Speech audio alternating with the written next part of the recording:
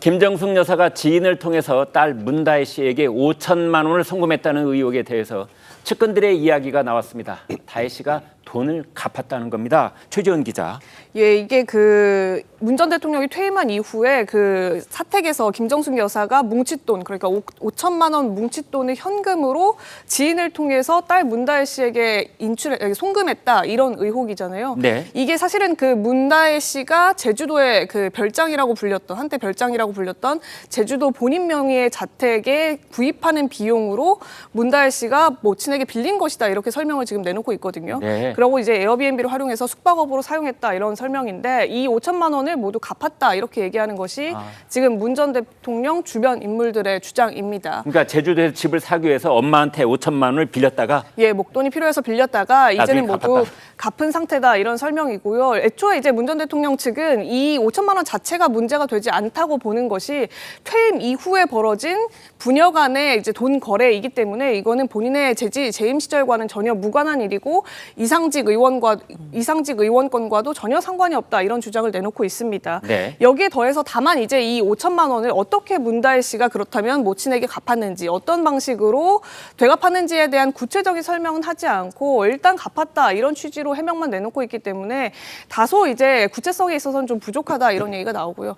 지금 또 다른 의혹으로 그러니까 문 전 대통령이 출판했던 그 책 인쇄를 문다혜 씨가 대리 수령해서 문 전 대통령에게 전달했다고 했다는 네. 그 의혹이나 일부 책의 디자인 비용은 문다혜 씨가 직접 수령을 했다라거나, 이런 의혹들도 일단은 퇴임 전후를 기준으로 삼아서 퇴임 후에 벌어진 일이기 때문에 일일이 소명할 이유가 없다, 이런 식으로 공식 반론은 하지 않고 있는 상황입니다. 그래서 그 자세한 내용을 알 수가 없는 상황이고, 또 하나 쟁점이 되고 있는 것이 임대료잖아요. 그러니까 네. 임대료 문제에 대해서는 그러니까 재임 기간에 있었던 그러니까 일이긴. 사위 서모 씨의 이름으로 돼 있는 빌라에서 사는 동안에 줬다는 돈. 네, 그건 이제 재임 중에 있었던 일이기 때문에 본인이 이제 해명할 필요가 있다라고 해서 하는데, 그 구기동 빌라 같은 경우에는 사위 명의로 돼 있었고, 그 당시 그 사위 명의로 돼 있는 집에 문 전 대통령 부부가 거주를 했었던 시점이 있었기 때문에 이 부분에 대해서는 매달 월세로 임대료를 냈던 돈이다, 이렇게 설명을 했습니다. 네. 자, 그런데 이 문제의 핵심 쟁점은 애초에 김정숙 여사가 문다혜 씨에게 준 현금 5천만 원, 그 돈은 또 어디서 났는지, 바로 그 부분입니다. 여권에서도 이 부분에 대해 계속 의혹을 제기하고 있습니다. 먼저 들어보시겠습니다.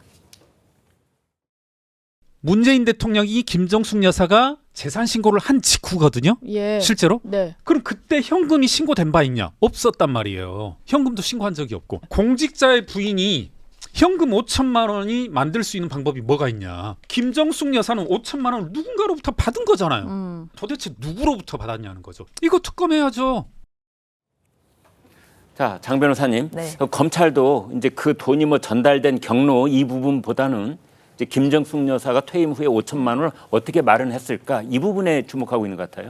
아무래도 검찰이 수사 과정에서 이 돈의 출처에 대해서는 집중적으로 추궁할 가능성이 있다고 생각이 듭니다. 네. 그렇기 때문에 아무래도 문재인 전 대통령 측에서는 관련된 돈의 출처에 대해서도 입증을 하거나 또는 해명할 게 있다라고 한다면 추가적으로 입장이 나올 수 있다라고 생각은 드는데요. 네. 사실 출처 부분에 집중되는 것이 그 송금한 부분 같은 경우에는 지인을 통해 부탁해서 송금을 했다라고는 하지만 그 지인 이름에 괄호 열고 김정숙 여사의 이름이 있었다는 거잖아요. 네.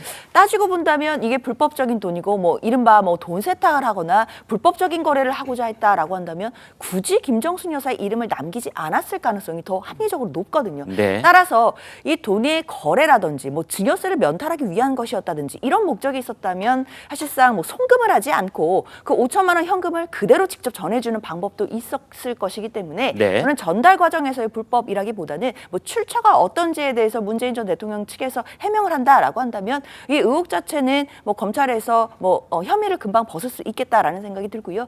특히나 이제 관련해서는 사실 지금 계속해서 경제 공동체 이 부분 얘기가 나오고 있는데, 특히 서모 씨, 그러니까 사위였던 그 서모 씨의 그 취업에 관련해서 문재인 전 대통령이 뇌물 혐의가 있느냐를 보는 것이 본질적인 혐의인데 비해 네. 이 5천만 원 같은 경우에는 별건으로 받아들여지는 부분들도 있거든요. 네. 그래서 과연 이 부분은 혐의와 관련 없는 별건 수사가 아니냐, 이 부분에 대해서는 계속해서 문제 제기 있을 것 같습니다. 네.